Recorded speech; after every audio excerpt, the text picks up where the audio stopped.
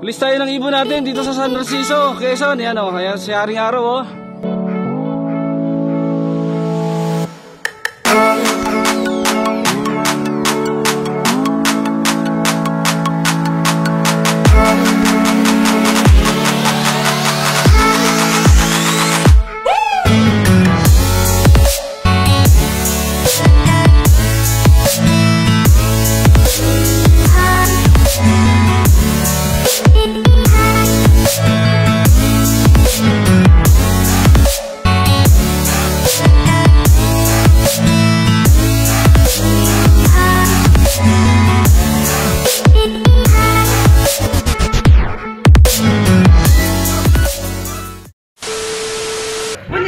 Hi guys, welcome back to Queen Bee TV. So this is my channel, my vlog, and I'm back. And back pa. So pasensya na, syempre unang-una sa lahat pasensya na dahil hindi po ako nakapag-upload. Naging decision ko talaga yan na wag muna mag-upload hanggat hindi pa nag-i-start yung South Derby race. Pero for today's vlog, dahil napaka-importante nito sa akin personally, kaya nag-decide ako na iba-vlog ko to. Iba-vlog ko to. So ayan guys. So meron po tayong practice to. So medyo malayo-layo na sila. Ayan. Malayo-layo na sila. Nasa San Narciso. Ayan, San Narciso na po ang ARPCI. At ang distance ng San Narciso tropa is 179 to 180 kilometers away. So malayo na. To 200 mark na. 200 mark. Pero syempre bago ko tuloy itong vlog na to at ipakita sa inyo at tuloy-tuloy na video, ipapasok ko muna ang aking intro. Kaya intro, pasok!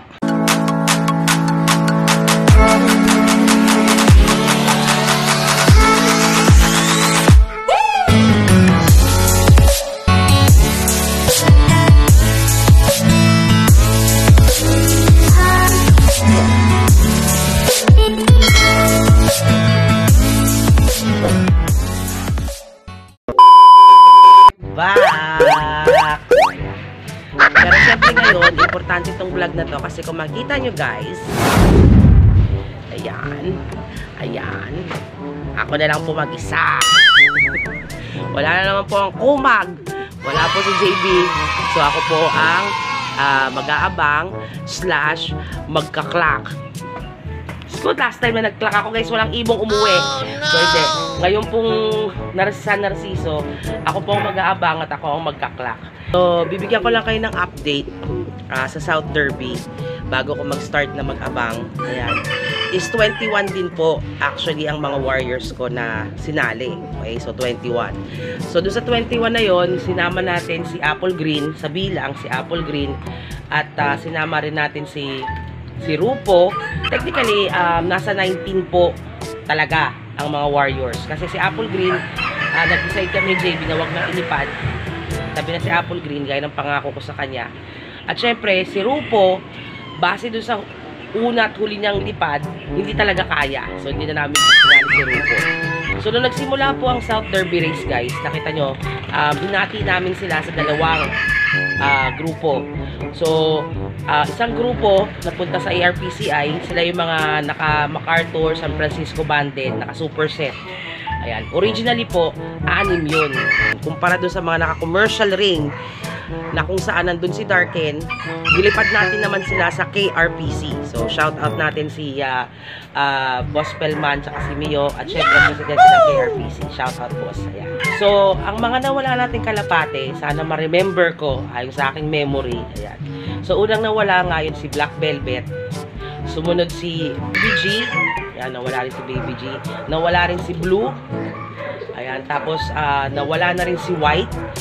Si White nung una nakauwi pa, tapos after ilang days bumalik. So ngayon po wala na talaga si White.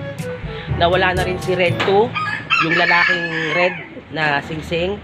Doon sa pinakahuling vlog na nagawa ko, 3 po ang nalaga sa akin technically. So yun po ay si Ganda, si KR at si Tagpe. So yun.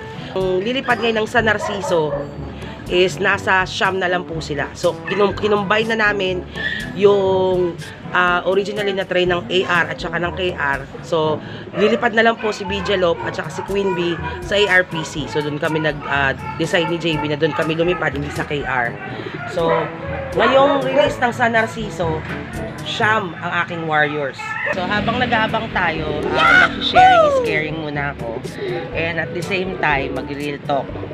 Mag-disclaimer muna ako. So, yung sharing is caring ko, tropa, is base sa mga natutunan ko sa journey ko bilang fan-share. Kasi technically, nag-start lang naman po kami talaga ng pagkakaroon ng content ng Kalapate 2020. Pero ako, bilang fan-share, nag-start talaga ako na magtutok sa Loft 2022. So, 2 years pa lang akong nagiging fan share, okay?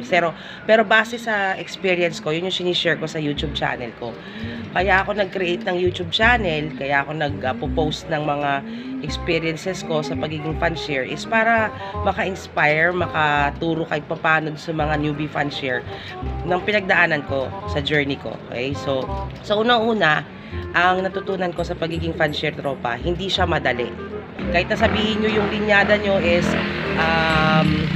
good siya o galing sa isang nanalong linyada, hindi nyo sasamahan ng pag-aalaga, oras, ayan, hindi siya hindi rin mananalo yung kalapate nyo. Kasi ang pagkakalapate, ang pinaka-start ng training talaga, to be honest, based on experience, is nasa breeding. At hindi rin natin masisigurado, kahit sabihin mong magandang linyada yon, hindi masisigurado kung maganda yung ilalabas. Hindi ibig sabihin porket maganda yung linyada, mananalo na kayo. Hindi pa rin.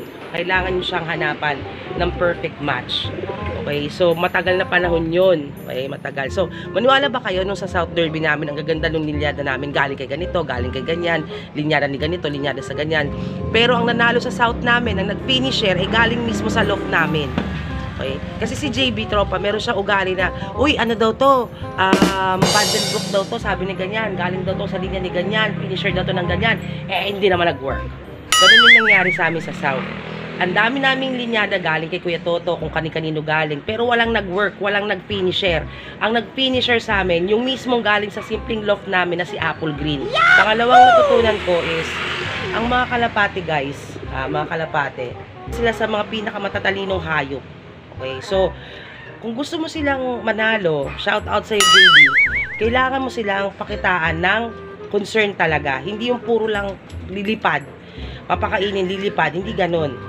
Kasi mararamdaman ng kalapati yung concern nyo. Isang dahilan kung ba't umuwi yung kalapati sa Loft is dahil feeling nila bahay nila yon. Yun yung nagmo-motivate sa kanila. Bukod sa ibang motivation na sinasabi nilang pagpapares, motivation, kailangan maramdaman ng kalapate na bahay nila yon. Doon sila uuwi. Pag uwi nila may tubig, pag uwi nila may pagkain. Ganun yung isang magandang motivation.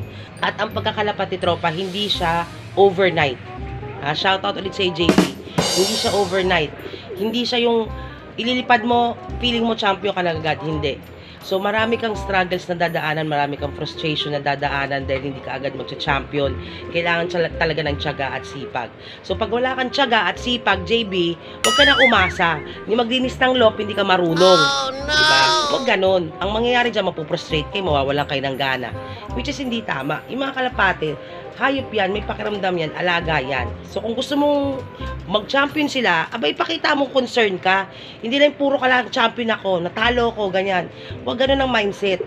Ang mindset dapat, alaga mo, alagaan mo, gawin mo yung part mo bilang fan-share sa pag-aalaga at babalik nila sa'yo yan. Ganun lang kasimple yun. So, I'll be back, guys. Guys, time check.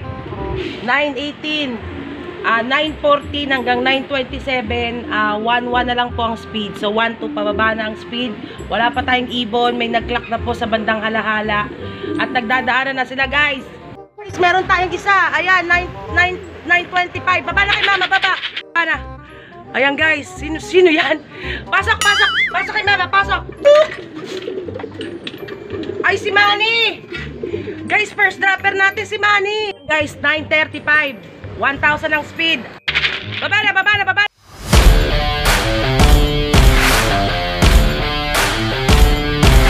Likot, second dropper natin, guys, si Likot. Ayan, guys, si Likot.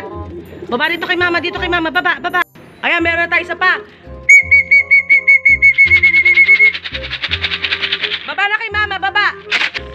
Ayan na si Darken, guys. 9:38. Dali ka na. Nakapag-clock ako.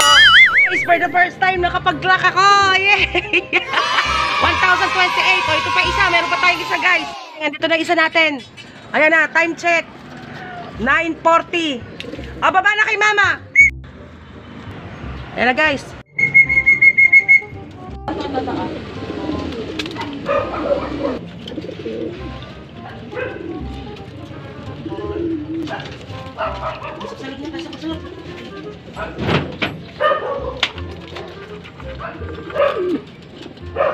So ayan guys, time check 10:01 at hanggang 10:04 po 900 papababa ang speed.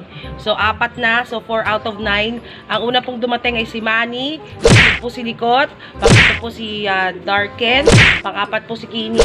So 5 pa ang inaabangan natin guys galing sa Narciso. Ayan, 900 pa po ang speed. I'll be back. A few moments later. Pang pip bird natin. Si Batek, inaaway ng puti. Hoy!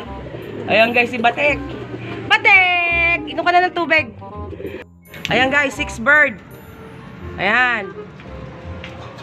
Ayan. 10:09. Nasa 800 na lang ang speed.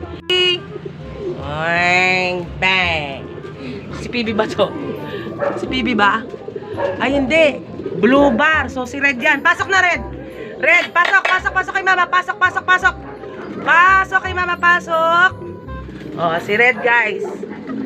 Si Red, ang ating 6th bird. Ayan, si Red. Ayan, guys, 7th bird.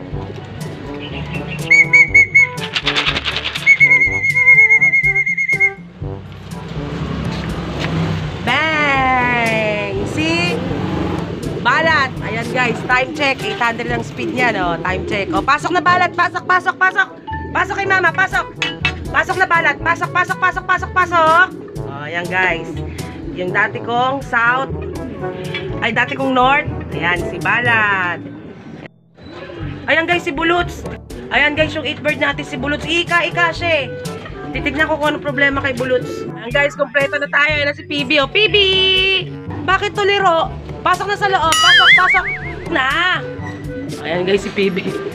Much later. Guys, so that's our vlog for today sa Narciso. 179 to 180 kilometers away. Again, tagumpay po ang first ever kong mag-clock. Nabigyan ako ni Darken and chance para mag-clock at saka ni Kinis. Di pa pala kayo nakasubscribe sa aking YouTube channel, please to subscribe to PB TV. Aking logo. And of course, don't forget to hit the notification bell para lagi kayo updated sa aking mga uploads at sa aking mga previews. See you on my next vlog.